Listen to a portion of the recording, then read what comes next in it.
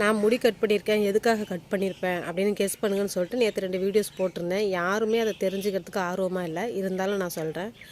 நான் வந்து என்னோடய முடியை வந்து கேன்சர் பேஷண்ட்டுக்கு வந்து டொனேட் பண்ணிட்டேன். உடல் உறுப்புகள் தானம் பண்ணுவது போல் முடியும் தானம் பண்ணலாம். இப்போ நான் வந்து இந்த முடியை வந்து கேன்சர் பேஷண்ட்டுக்கு தான் வந்து தானம் பண்ணியிருக்கேன். மொட்டையை அடித்து கொடுக்கலாம். இப்போ நம்ம வந்து ஒரு தெய்வத்துக்கு மொட்டை கொடுப்போம், நம்ம குல தெய்வத்துக்கு கொடுப்போம். அதெல்லாம் எப்படி போகுது அப்படின்னு சொல்லிட்டு நமக்கு தெரியாது. ஏன்னா நம்ம கொடுக்குற முடி குப்பைக்கு போகுதா எங்கே போகுதான்னு தெரியாமே கொடுக்கறத விட, நம்ம கொடுக்குற முடிக்கு வந்து ஒரு பேஷண்ட்டுக்கு வந்து உபயோகப்படுது, ஒரு பேஷண்ட்டுக்கு வந்து ஒரு மகிழ்ச்சியை ஏற்படுத்துதுன்னா அவங்களுக்கு கொடுக்கலாம்.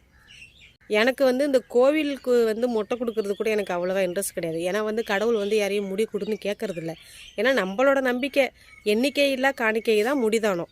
அதை கொடுத்தா சரி கடவுள் ஏதோ நமக்கு ஏதாவது ஒரு நல்லது செய்வார்ன்ற ஒரு நம்பிக்கையில் தான் நம்ம முடி கொடுக்குறோம். நம்ம கண்ணுக்கு தெரிஞ்சு ஒரு பேஷண்ட் கொடுக்குறது எவ்வளவோ நல்லது.